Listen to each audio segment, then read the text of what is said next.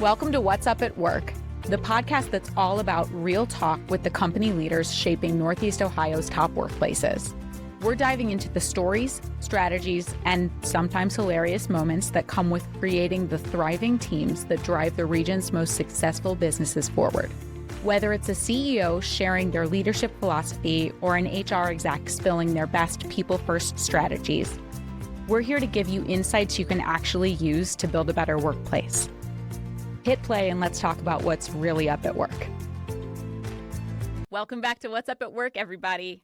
I'm Sam Clyde Schroeder, Vice President of Sales and Marketing at ERC. And today we're talking about what it takes to lead inside of a professional sports organization. My guest today is Brian Barren, President of Business Operations for the Cleveland Guardians. Brian leads the business side of the operation and has helped guide the organization through major decisions while continuing to create something that resonates with employees, fans, and the community. Brian, welcome to the show. Thank you very much, Sam. It's a pleasure to be here. We're so excited to have you here. So let's talk Guardians. When most people think about the Guardians, they think about what's happening on the field, right? The players, the game, what we all see as fans. But there is so much more to it behind the scenes. Can you tell us a little bit about when they're playing the game or in between games even, what are you guys doing behind the scenes to make it all work? That's a great question, Sam. And I think the easiest way to think about it is if it touches the grass, a player, a coach, it's baseball operations. That's Chris Antonetti and his team leading our baseball operations portion of the organization. Everything else is business operations. Wow. So, I mean, everything from human resources all the way to the architectural updates, that all falls to you too? Yes. Wow. That's pretty diverse. Let's talk about your background for a second, because you have a pretty interesting path to how you ended up at the Guardians.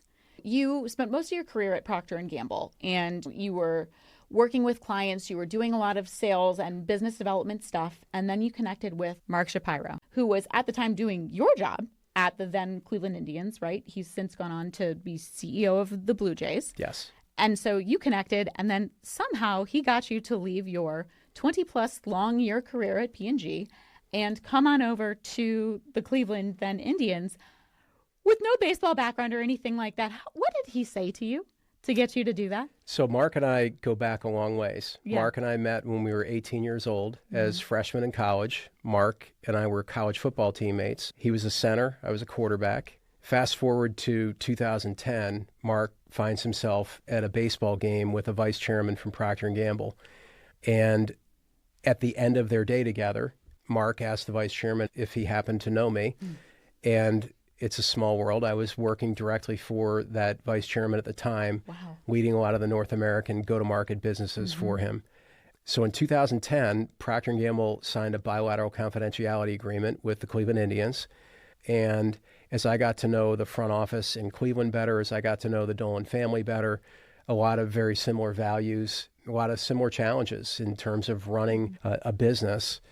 And Mark asked me if I would be interested in leaving Procter & Gamble after 24 years and giving it a shot in baseball. And I said, what the heck? Let's try it. Wow, that's a slick move, man. That's pretty nice. Okay, so you make that jump from P&G to baseball. You get to Cleveland. What translated really well from your career at P&G, and what were you like not expecting at all? What was an easy transition and what was difficult? I think one of the things I was able to learn at Procter & Gamble was in the totality of a business, setting the key priorities, the vision, the strategies.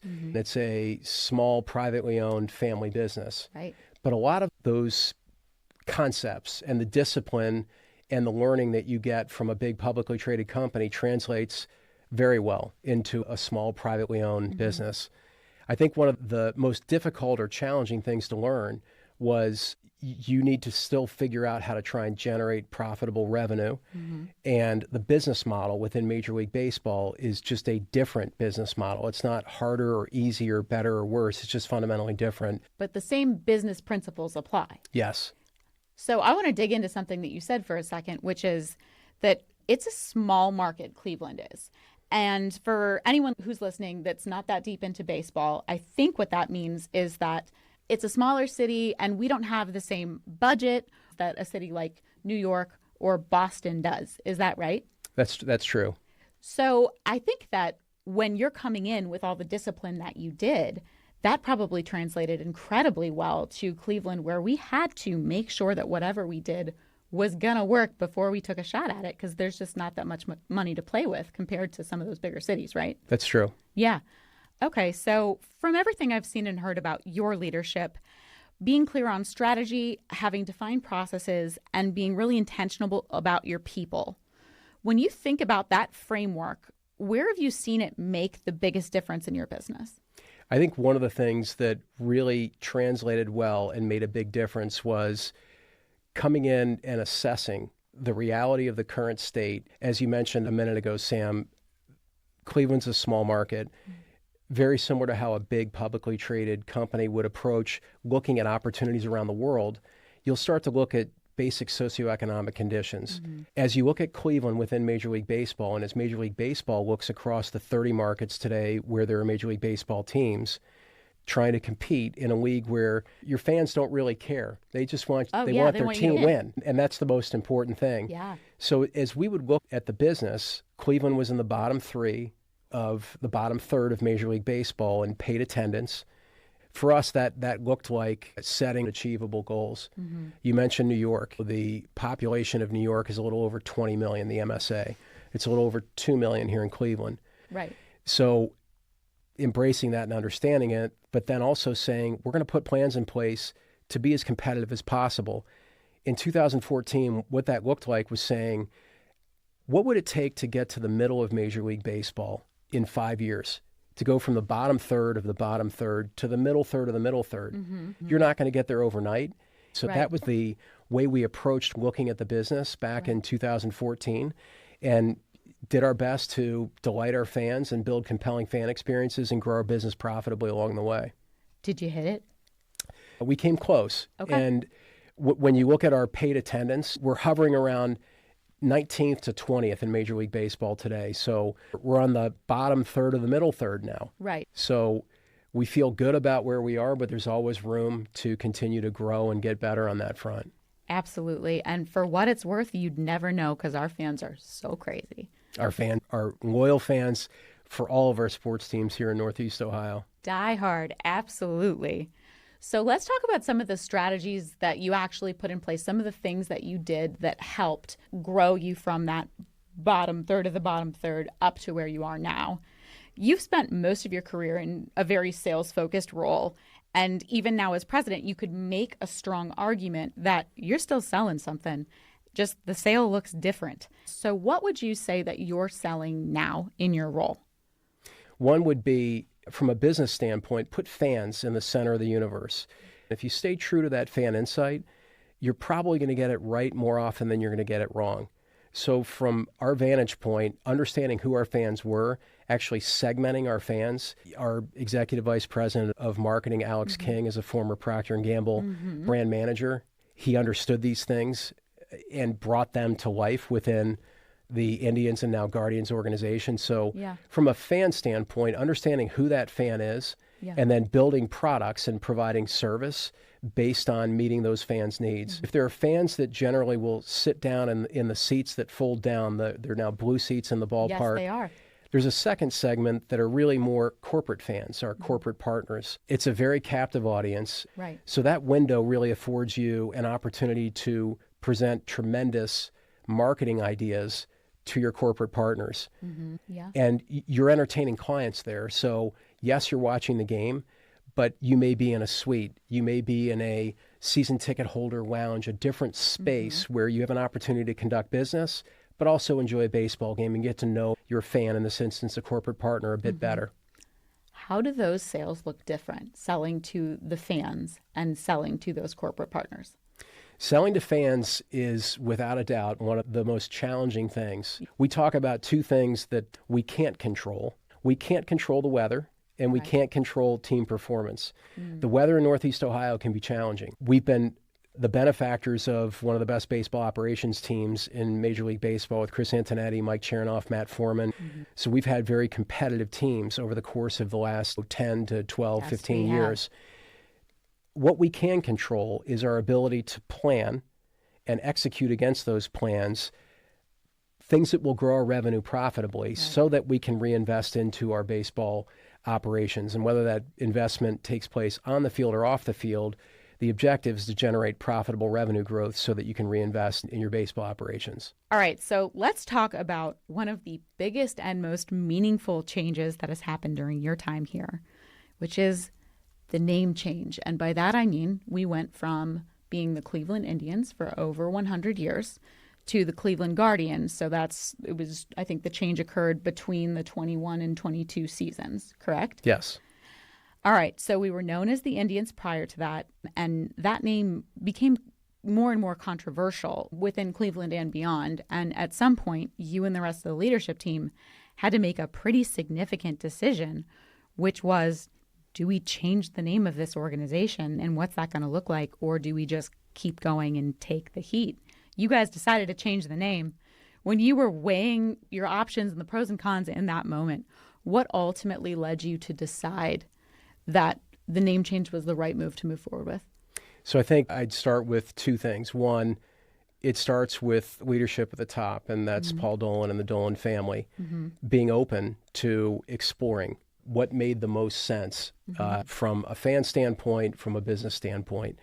Second, we have a purpose, mission, and beliefs at the Cleveland Guardians, and we actually we did this work in 2017 when we were the Cleveland Indians, so we call it People CLE.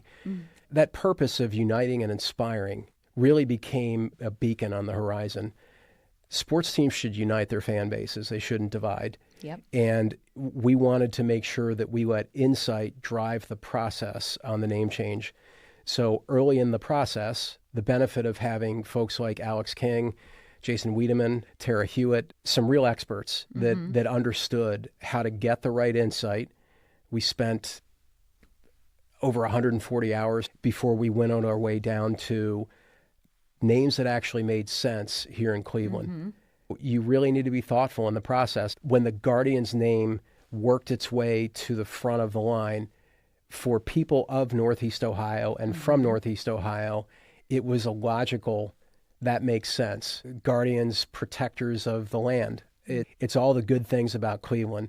The Guardians name resonated very well with our fan base, and for those in the local community, they got it instantly, and we're off and running with the Guardians. I have to imagine that picking a name that was so meaningful to Cleveland and having those huge Guardians on Hope Memorial Bridge, that probably made it go down a little easier, don't you think? I think it made it go down a little easier, and while it certainly wasn't planned on the front end, the DIANS were the same last couple of letters. That was beautiful. And as we worked our way through things like the font, the colors, the visual identity of the brand, a lot of very technical things from a brand standpoint, from a legal standpoint. Max Kosman, our general counsel, was intimately involved in the process as well. We landed in a pretty good spot. A lot of things were probably taken off the table right away, but we landed on such a wonderful name. And as you were going to roll this out, you had a very tricky needle to thread, which was you needed to keep the fans bought in and you needed to keep that loyalty, but you had to announce something that was going to be really hard for a lot of people. When you were going about approaching the rollout, what were you thinking about? What were some of the strategies that you had in place to bring this to the fans in a way that was going to be successful? Great question, Sam. And I think it went back to having a process in place and really sticking to that process. When we embarked on this, again, it starts at the top with Paul Dolan, the being open to having insight drive the outcome of a process. The way we tried to build those phases was have a little bit of overlap between those phases and then stay consistent with the process. So if the answer is yes, we should move away, what are the potential brand names that you're going to consider? Right. And as you winnow that down to a handful of contenders, how might you bring that to life becomes a very important part of the process. So really being deliberate and intentional and sticking to that process, which we moved through on pretty fast cycle time, was an enabler to the successful outcome. Speaking of bringing it to life, this is where your people come in. Because this change went beyond what was external. This change had to happen internally too. and the people who were helping bring this to market, you had to get them bought in as well. Now, I know because of working with the Guardians through ERC and you guys being such a longtime North Coast 99 winner, that the change wasn't just at face value. Inclusivity was a big driver. What did you do to, within your organization, what needed to change to make that a more inclusive environment? I think one of the things that we've been deliberate about for a long time is leveraging what I would call the force multiplier of an inclusive organization. Mm-hmm. As you bring that to the local level here in Cleveland, again, another opportunity to continue to look for ways to build an organization in the front office that people put the needs of the team ahead of their own, and they want to be part of something bigger than themselves. Wow.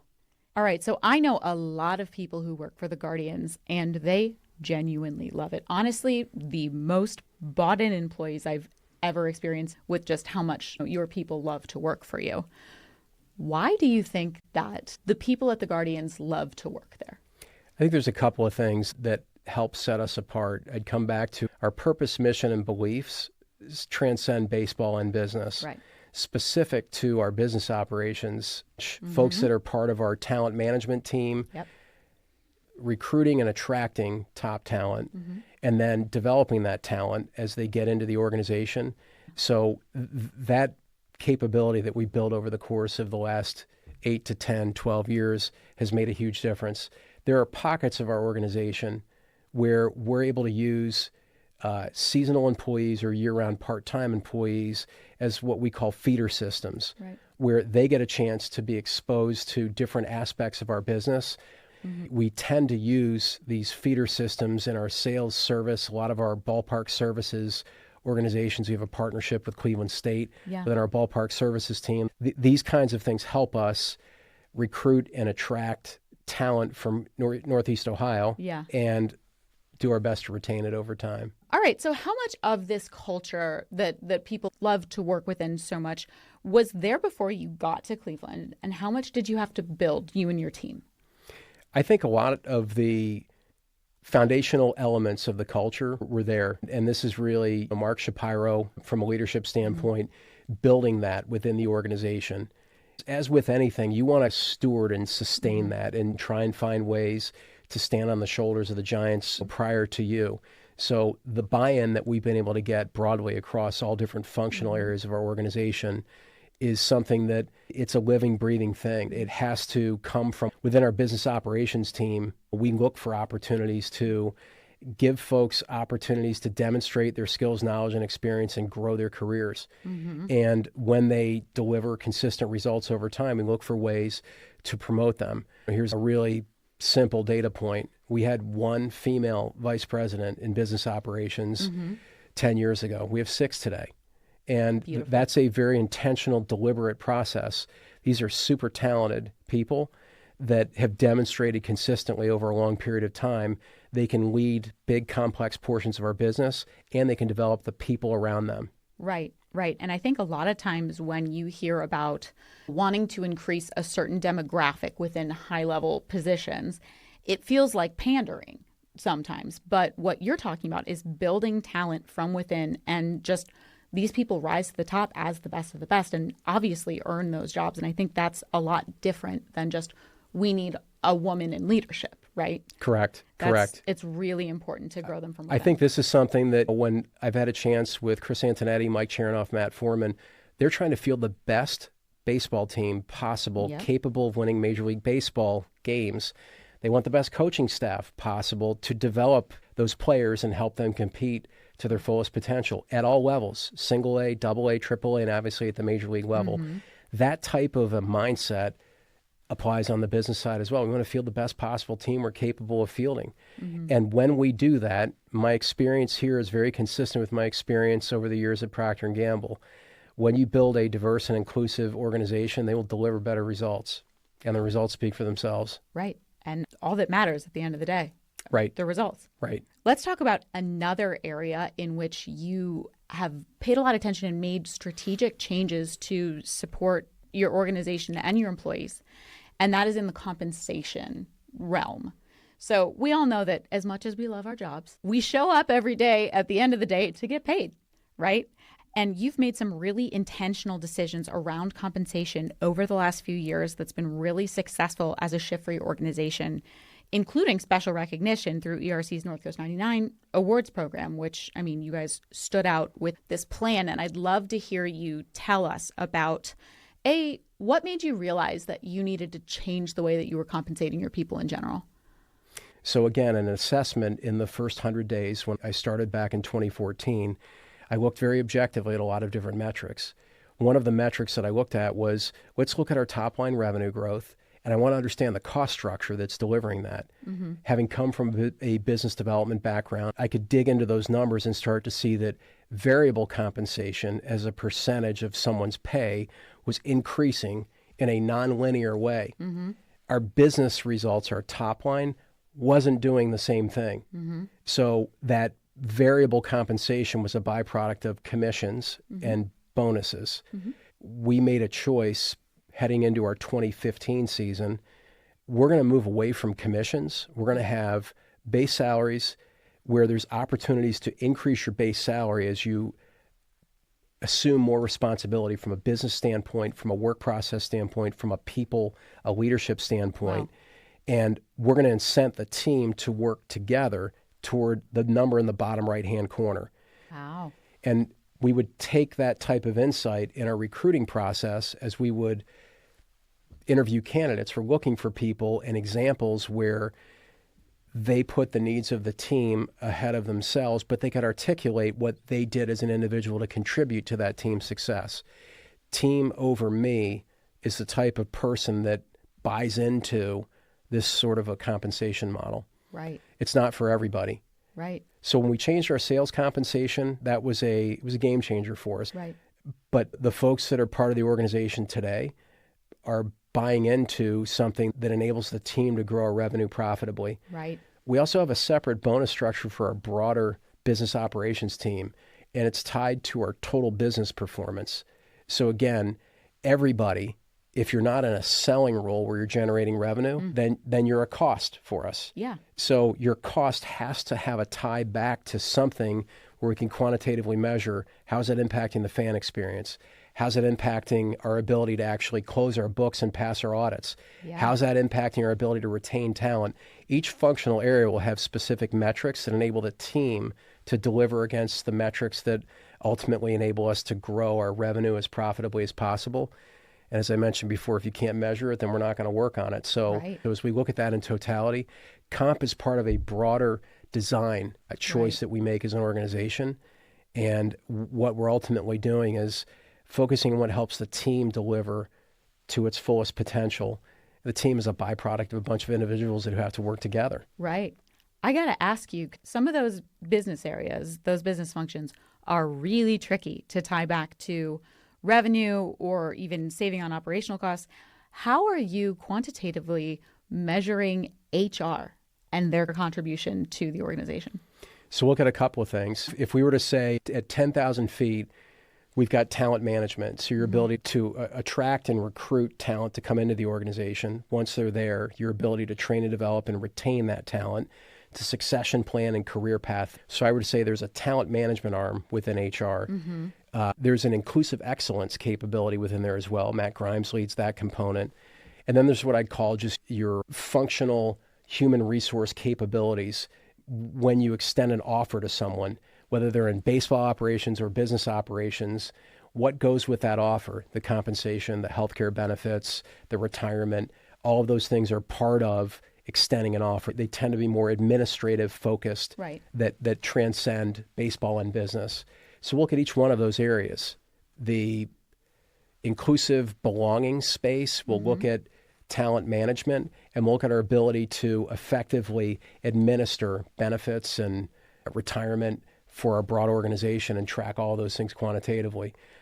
We want to get a little better, whatever the metric is that we're using. Our results this year want to be a little better than last year. Right. And again, we'll try and compare our results to benchmarks within Major League Baseball to the extent we can see that data from other teams as we share on the business side best practices and assess how we stack up relative to other teams. Right. The key is measuring over time. If you can't measure it, we're not going to work on it. Right. And employee engagement, going back to that, you can't do it once, right? You have to keep going or else it doesn't make any sense to measure it in general. Correct. Wow. Okay, so switching gears now to Northeast Ohio and, your community impact. I know that you believe that a lot of talent, everything that you need to effectively run the Guardians and grow the business can be found right here in Northeast Ohio, and you don't have to go outside of this area to find great people. And you've also spent a lot of time investing in the community and developing talent locally. Why do you believe that the talent is already here?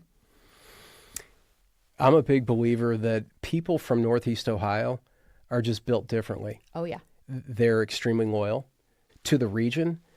As we've talked a few times, they're irrationally and emotionally attached to their teams. Talent's here. Right. They know what it's like to be here in Northeast Ohio. They can be agile when it comes to operating a baseball team when you can't control weather without any type of a dome or a roof. Mm-hmm. You've got to be able to respond to that and provide the service to the fans in a way that's meaningful to them. So all of those things roll into, we can home grow our talent and stay as often as possible in the local marketplace. Wow. Folks have roots here in Northeast Ohio. Yeah. That's a competitive advantage for us. I never even thought about that. The conditions in Northeast Ohio, they make you scrappy. They do. That's a nugget. Wow. And when you think about the work that you're doing in the community right now, what are you most excited about? One is for getting young boys and girls to come into activity, whether it's baseball or softball. We underwrite youth baseball in Cleveland.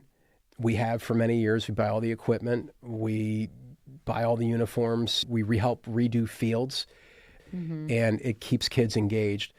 Something that Major League Baseball calls returning baseball to the inner city, RBI teams. These are the equivalent of travel teams for boys and girls softball. They're competitive, and they are competing against other teams, travel teams around Northeast Ohio. And then within Major League Baseball, they compete against the other 30 markets in baseball for the best RBI team among Major League Baseball teams. Wow. The other area that is exciting, and it's really, Matt Grimes has done phenomenal work for us. We call them our affinity nights. So we've got a Black Excellence night. We have a Pride night. We have a Disability night. We have an AAPI night. We have a Noche Latina night. So we're doing things very differently on that front. It's a great way for us to get out and be involved in the community, but then also bring different parts of the community into the ballpark and let them be a part of experiencing the Cleveland Guardians at their finest. Wow. All right, Brian, now it is time for a segment that we call the HR hot seat around here. Okay. Okay, these are rapid fire questions. Answer in as much or as little detail as you want. Okay. Are you ready? I'm ready. Okay. All right, opening day or playoff game, which brings more pressure on your side? Playoff games, Okay. You got to win to stay in. I get it. All right, so Jose Ramirez, here in Cleveland, we love him, and I think we all know how great he is. But outside of Cleveland, do you think that he's finally getting the respect that he deserves? I think he's getting the respect he deserves, certainly among Major League Baseball players. Yeah. They know how great Jose Ramirez is. And certainly folks here in Northeast Ohio, we are watching one of the greatest baseball players ever. Right. In the history of Major League Baseball, and certainly for the Cleveland Indians / Guardians, Jose is well on his way to Cooperstown. Yeah. Of all of the players in Major League Baseball, who makes you the maddest on somebody else's team? For me personally, Aaron Judge No way, yes. is a tough one. He is such a gifted baseball player, and he's an even better person. And I only learn about all the great things that he does as I talk to my counterparts at the Yankees. He's one of the greatest players of all time, and he's an even better person off the field. Okay, that makes But me he's even tough to more play frustrated. against. Yes. He's tough to play against. He's God, tough out. I wanted to hear he is just the worst, but hearing he's a nice guy, that makes it harder to swallow somehow. All right, ketchup, mustard, or onion, who are you rooting for in the hot dog race? I got to go with Mustard. I think back a couple of years ago when Mustard got sent down to the Lake County Captains, was 0-50. Mustard went on a rehab assignment to just get better. And the resiliency that Mustard demonstrated is all the great stuff about Cleveland. So Mustard took it on the chin, recognized Mustard wasn't playing at a major league level, and then Mustard came back and has made a difference. So I'm a Mustard fan. That's the Cleveland scrap right there. That's it. Right? All right. What is the best view in Progressive Field? I think the best view is what we now call our Paul Davis Pennant District. It's in right field in the upper deck. You can see, you've got beautiful views of downtown. You can see the sunset when you look to the west, and you've got a beautiful view, a bird's eye view of the ballpark itself. Wow. Then when you see someone hit a ball right to an infielder or an outfielder, you're like, how do they know to stand there? There's a lot of data in baseball. So as they're getting moved around, when you have that bird's eye view, you can see those things happening. Wow. Okay, what's one thing that Cleveland fans do better than any other sports city? Cleveland fans do the F&B thing better than anybody else. And when I say that, the food and beverage experience, we've brought a lot of the local food options from outside the ballpark, inside the ballpark. So Clevelanders, when they're bringing people into the ballpark, particularly people from outside of Cleveland, they like to show off the Cleveland food and the finest craft beers that Cleveland has to offer. All right, I got to ask, what's your favorite spot to eat in the ballpark? I'm a Dante's person, so I'll go down and get a Dante's pepperoni. I will tell you that I am, and I'm a pizza guy. Okay. And Dante's a great human being on top of that, but he has a great product, and that's my favorite go-to spot. If you can't measure it, we're not doing it. That's right. It's consistent. That's right. Right? All right, what is the best game you've personally been a part of?